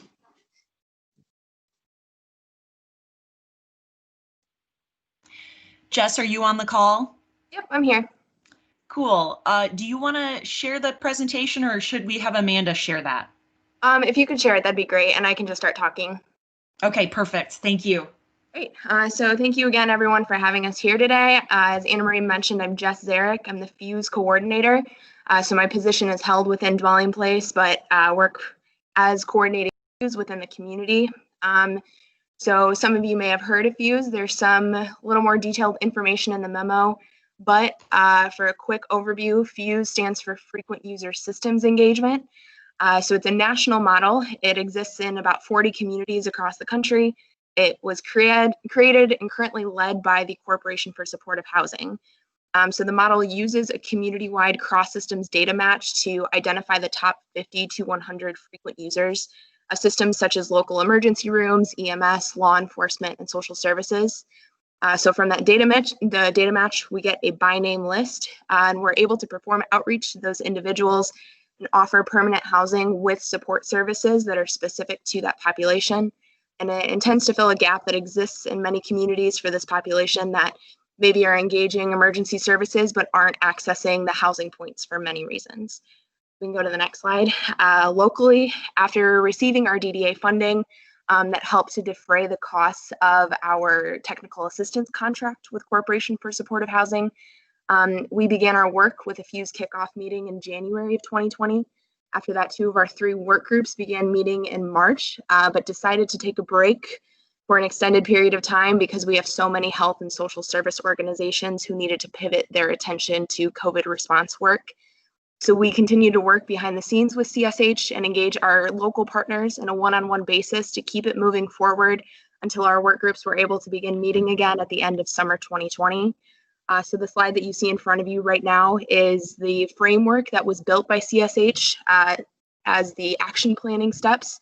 Just to give you an idea, we are working on many steps at once because we are kind of coming back together after a break, but we have started as far as step 6, which is to create a referral process. We can jump forward to some of our accomplishments from this year. Our kickoff meeting brought in the national team from CSH. They let us know that it was the largest kickoff CSH has ever seen, with more than 70 community participants. Some of our Dwelling Place staff were able to attend a state-organized Medicaid Academy to learn about how to fund some of those support services in a more sustainable setting over time. We have 3 work groups with over 60 community participants between the 3, so those are core stakeholders, data, and implementation. MDHHS has agreed to conduct our initial data match, so that looks at Medicaid and homelessness data, and we're looking to get that official snapshot and by name list mid-January. We have engaged local law enforcement and EMS to add to that data match, and while we won't be the first in the nation to do that, we will be the first in Michigan to include that more robust data. One of our Fuse partners, GVSU, their Family Health Center and Kirchhoff College of Nursing, received a $1.5 million HRSA grant, and that's going to help provide services to Fuse clients specifically in our Dwelling Place properties for the next 3 years. Our COC, Continuum of Care, is helping us to create a dynamic process that will make that referral a little bit easier so that it's more direct for Fuse clients that are going specifically to our Fuse housing partners. We've engaged our city's homeless outreach team ahead of our implementation planning. We're really excited to work with them when it comes to our outreach coming up in the next couple of months. And the Fuse coordinator position has been part-time up to this point. Dwelling Place has agreed to extend that to a full-time position through May of 2022 to help with the brunt of this work. Preliminary data snapshot, you see a note there. This was from May of 2019 to 2020. This just gives you an idea of some of the numbers that we're looking at. This will be official. We'll have an official update when we get that from DHHS in January. But we're looking at the top sort of frequent users. So you can see closer to the bottom, the 19 that have Medicaid expenditures of 50,000 or more, the 69 that have expenditures 25,000 or more. We're looking at number of emergency department visits and extended inpatient stays. So These are the numbers that we're going to be targeting. And we want to look at different thresholds because often those individuals don't cross over. They exist in one threshold or another. And some have a lot, but these are some of our higher level things that we're going to be looking at. We're going to be choosing those thresholds to produce a final by name list that we want to work with. We're going to solidify that dynamic prioritization referral pipeline and create data use agreements to ensure client privacy. We'll be starting with our implementation group at the beginning of the year and securing some evaluation resources to look at a multi-year evaluation to track progress. We'll be creating an outreach structure with existing outreach groups and committees in the community that's specific to Fuse, and we'll be beginning lease up in 2021. So dwelling place properties include Ferguson, Vernberry Place, and Commerce Courtyard, and then Genesis Nonprofit Housing Corporation and Community Rebuilders are our other partners currently. And finally, here are some of our work group participants, just so you can get an idea of who in the community is connected to us right now.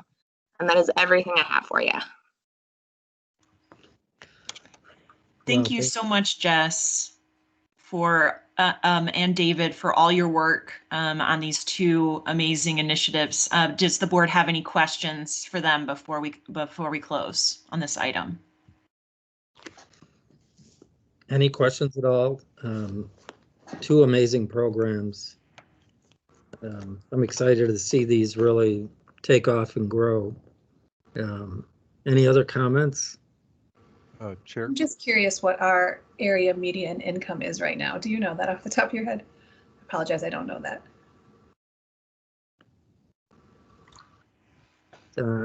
David or Jess, do you know? I do not know. This is David DeVelder. I'm looking at a chart right now here. So 100% of median income for one person in Kent County is $56,000 a year. So a family of four would be $80,000 a year. That's 100%. 80% would be like 44,000 for a family of one.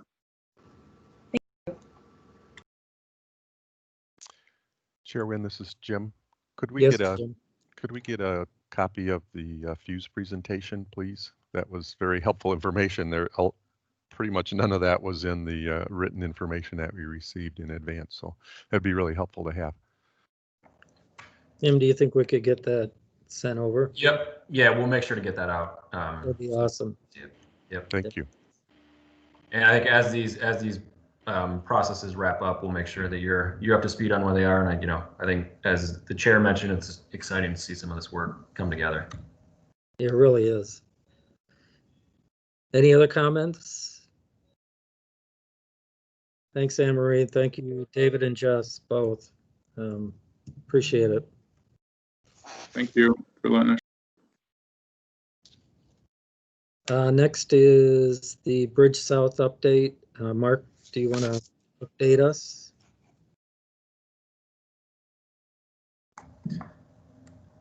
Or Tim? Yeah, I'll do a quick introduction. So as a reminder, we authorized work on the Bridge South planning exercise back in June. This is really the sort of build out analysis strategy that we're developing in partnership with the city on the west side dash lots, and really looking at that development as a district and making sure that disposition of land is coordinated, that we're looking into the future. So we engaged in a scope of work with the Lot 3 Mets Crutcher as well as the interface team. They've been working diligently, to say the least, over the past several months. So we wanted to give you just an update on where that work is as we're moving into 2021. I believe Mr. Lott as well as Mr. Page representing the consultant teams here, and I will turn it over to them. Good morning, everybody. Ted Lott here. I'm going to share my screen. Can everybody see that? Yes. Very good. Thank you. What I have here is an updated progress where we are today. I'm going to hustle through this given our time considerations at this point. And I should say that we've been meeting individually with stakeholders and throughout this process. And if there's anyone in the meeting today that would like to discuss this further, I'd be happy to give the more complete presentation and discussion to you in a one-on-one meeting, if so desired. So I'm going to move right to the blood and guts of the land use of this situation. We've got our major parking areas, areas 7, 8, and 9, which have about 1,300 spaces currently on surface lots. In discussion with Mobile GR, they've identified that they would like to have 400 to 600 of those spaces moving continued to move forward with capacity for the system. As part of our analysis in that discussion, we immediately just did a run about what kind of parking spaces we could gain by taking advantage of the street space. And you can see here that we can add an additional 200 spaces to the system just by taking advantage of our street space. Oh, come on. So here are three areas that we're working with. For the sake of discussion here, A, B, and C, the sewage site, the fire department site, and then the larger parking lot site. I'm going to jump right into what we're proposing for uses here. We're going to see throughout all of this a primarily residential solution.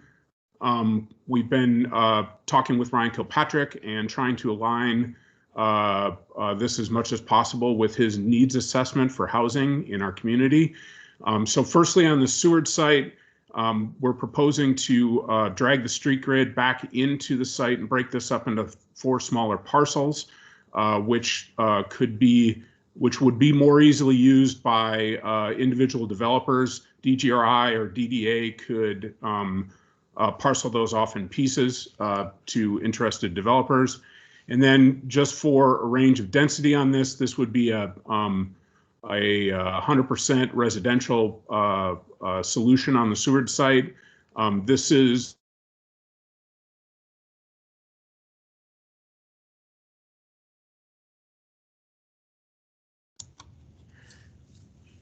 I think we lost Ted. I will jump in.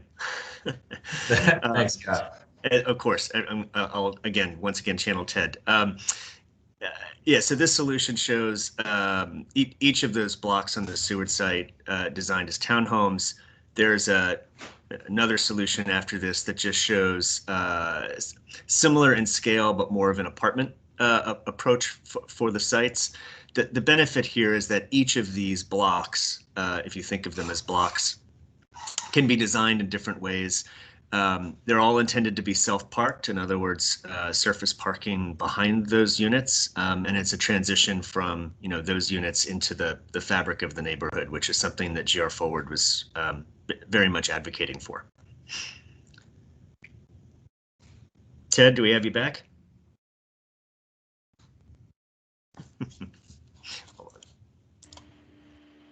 I thought he was for a second.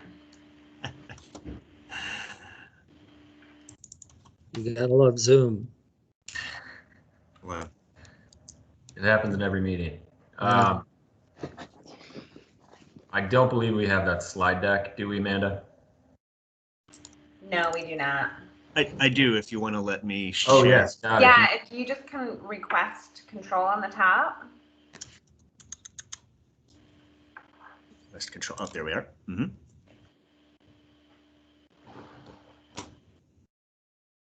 Am I approved? Yeah, you should be able to take control. Do you know how to present? Hold on. I'm looking for that right now. Turn camera off. Open share tray. Is that the share tray thing? Yes. Okay. All right. Let's see. Can everybody see that? Okay. So this is what I was referring to before as the additional option for the sewage site. So, whether it's a townhouse fabric, it's something that's more of an apartment approach. Either way, the intent is to step down the scale and the density to create a nice edge along Seward, but also maintain the amount of parking that we need just on surface lots. So it's a very fee simple approach to developing this one site. The other site that Ted had referenced is the site where the fire station currently is.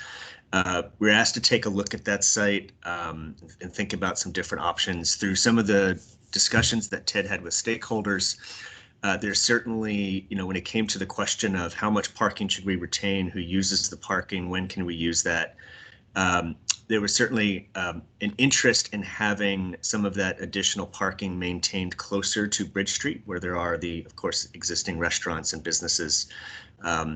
And so the thinking here was, if we had the opportunity to think about redesigning and relocating potentially the fire station in context of this work, we could design this site where you would have a mixed-use building facing Bridge so that it continues the activity along Bridge Street, and then a liner building on Summer Street, and then you'd have a parking garage behind. So effectively what we're doing here is building an additional parking capacity that serves Bridge Street while still providing active uses that activate that commercial corridor. I would say one of the things that had come up in some of the stakeholder discussions was the question about the fire station itself and whether that could be designed integrated into this process or into this project, in part of the parking garage, or whether it moves to one of these other sites within this district, which would then open up opportunities for thinking about the design of the other parking lots. So the other sites, the other major parking lots, there's a couple of different scenarios here. And the couple different scenarios reflect the need to think about the balance between density, the amount of parking we're providing, also some of the additional amenities that we're considering that I'll talk through right now. There's really three big ideas here, and they're carried through in each of these scenarios. So one of the ideas is to, and I think you can see this here, there's this linear park space, this walkway, that helps to connect the neighborhoods on the west side with the Y, and ultimately closer to the river. Connected to that, we were thinking about a small open space that would serve as a great front door to the Y, but also an amenity for all of the new development on these lots. Within the context of that, you see that we've added this label here called key feature, where we've designed about 100 parking spaces that are right there at the Y's doorstep, but really they feel a part of the park and a part of the linear connection that we're designing. The other big idea that we've been talking about for these sites is what's shown in blue. And so the idea is that we recognize the need to support local businesses, particularly local businesses that may not be able to afford rent within downtown Grand Rapids, or not be able to find the right space, the right amount of space, the right type of space. And so we started to think about these, again, as we're showing them here in blue, as these commercial workspaces. So these are not retail spaces. We don't want to compete with the energy and the vibrancy on Bridge Street, but we do want to provide spaces for folks that are making things, folks that need space to grow their business in a way that, and so it's something that potentially DGRI and others are curating in terms of who the tenants are of these spaces, and helping to assist them as they're growing and expanding their business. So that's what that shows up as a series of commercial workspaces on Winter Street, with a parking garage behind, and then the rest of the development that's shown in this are a series of housing towers. Most of the ground floor space on those housing buildings are either non-retail or amenities serving those housing structures. So this is option one, where we're looking at a higher density model. We also wanted to test, well, what would happen if you just built in the way that you currently see on Bridge Street and in other locations at about five to 6 stories? What kind of units does that produce, which of course is significantly less than the higher density model?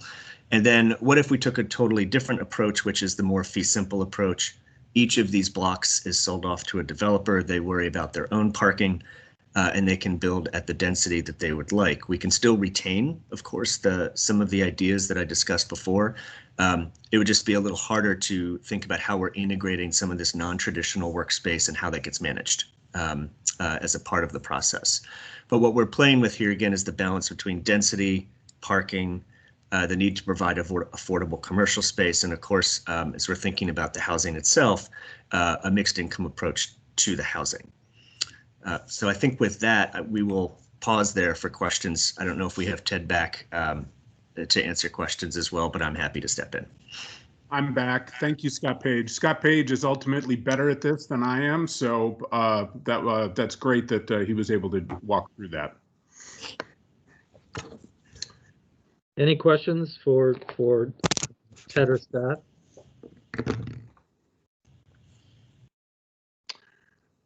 Just to discuss process for a moment, in anticipation of maybe some questions, we are still meeting with stakeholders in this. There are some further discussions we need to have with city staff, particularly planning and economic development, which we'll be doing here in the next few weeks. Then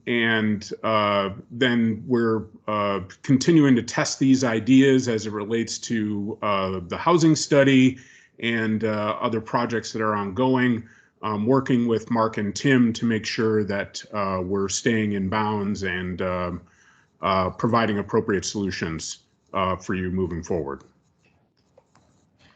Yeah, thanks for adding that, Ted. I think the other thing that I'd underline is, this will come back for a consideration as we kind of wrap up the recommendations and some of the strategies that we'll expect to see. We'll also be continuing to work with, I sit on the committee that's looking at the river planning for 201 Market as well as the Fulton Market site. And so we'll make sure that recommendations are coordinated so that, we don't want to do planning in a vacuum in downtown. So still some ongoing work to do, but seemed like a good point for an update and check-in. And yeah, we're happy to take any questions or comments that anyone on the board might have. Any questions at all? This is Jim. Yeah, go ahead, Jim. Not a question, but a comment. This is so cool, so exciting. I know I don't get that excited very often, but this is so memorable to me of the Arena South work and kind of the big pictures that were laid out for development. And I just really, really appreciate this work, and I'm very excited about it. So thank you for the update. Thank you, Mr. Talon. Yeah, it's good work. And Thank you, Mr. Wayne. I love that we're not sitting still. So Right. Any other questions? Okay, thanks, Ted, Scott, appreciate it. Thank you, everyone. Thank you, everybody. Thanks, Ted and Scott. Just as a FYI, Tim's going to do his report at the 10 a.m. meeting, which were the informational meetings. So if any board member wants to stick around for the report, feel free. At this time, it's now open for public comment. If there's anybody in the public that would like to make a comment, now is your time. Yes, can you hear me? Yes, this is Mr. Atchison. Yes, and can you see my image on your screen? Yes, we can. Yes. Just a reminder, you have 3 minutes. Okay, you can see it's at Pearl and Monroe. Okay, let me start my stopwatch over here. Scott, you're breaking up a little bit. Yes, well, a virtual hello to everybody. My name is Scott Atchison, and I'm going through my speaker here. Can you hear me now? A little bit, yeah. Go ahead. Can you hear me now? Hello? It's just a little choppy. I guess I'm gonna have to try back. Can you hear me now? Hello? We can hear you. It's a bad connection. I'm gonna have to come back next meeting, and I'll put this in the agenda for you to review. Have a good day. All right, thank you. Scott. And just to note, we did include those in the agenda packet for board members. You didn't have this picture. You didn't have this picture. I'm going to resubmit it. Okay, thank you, Scott. Okay, we're a little bit past, but are there any board members that would like to make a comment for the greater good? I know Louise had to leave. Mayor, anything you'd like to add? No, nothing to add other than, again, how much I appreciate all of the work of this entire team and this board. It's been a tough year, and I feel really grateful for all of your work and hopeful about the year ahead because we're in this together. So I hope everyone has a happy holiday, and I'll look forward to seeing you next year. And then right back at you, Mayor. Thanks for all your support, both you and the city manager, Mark. You've led a really trying time, and you've done a great job. So thank you. Looking forward to 2021. Anyone else? KM? Any words of wisdom? Sorry, I'm a little slow coming back to life here. No, but thanks again to the staff of DGRI for supporting the work of the DDA, and I too am looking forward to 2021. Thank you. Jermail? Drink more juice in 2021. Yeah. But no, everybody just remember to just, continue to support our local businesses, not only downtown, but throughout our wonderful city. Thank you. Greg, you have anything? I echo everything the mayor said. Huge thank you to the professional team that has helped us make it through this challenging year. Everybody have a safe holiday. That's quite a structure, by the way, you're building, FYI. So look forward to the finished product. Jen, are you still on the call? I am still on the call. I had the opportunity to bring my son, Jax, he's 9 years old, down to our new skate park on one of those final beautiful November days. So just thanks to all of those that went into the work to bring that asset to our community. It was hopping, and I've got a child that wants to go every day now. So thanks a lot. Nice. Thank you. Diana. I am so looking forward to 2021, and I know that all of us will be happy when this year is over. And I so appreciate the team at DGRI, and I look forward to being able to sit in a restaurant and have multiple glasses of wine. So cheers for the season. Thank you. I agree. Jim, any final words?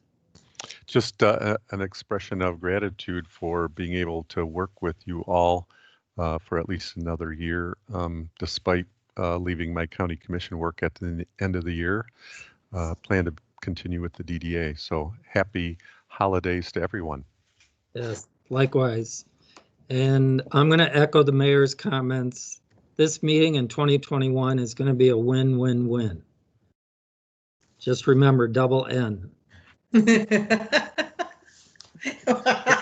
Such a self-promoter. Okay. Oh, Rick. Thank you, everyone. We'll adjourn this meeting. Have a great holiday if I don't see anybody. In the meantime, hopefully we will. Yeah, happy holidays, everyone. Thanks for all your work.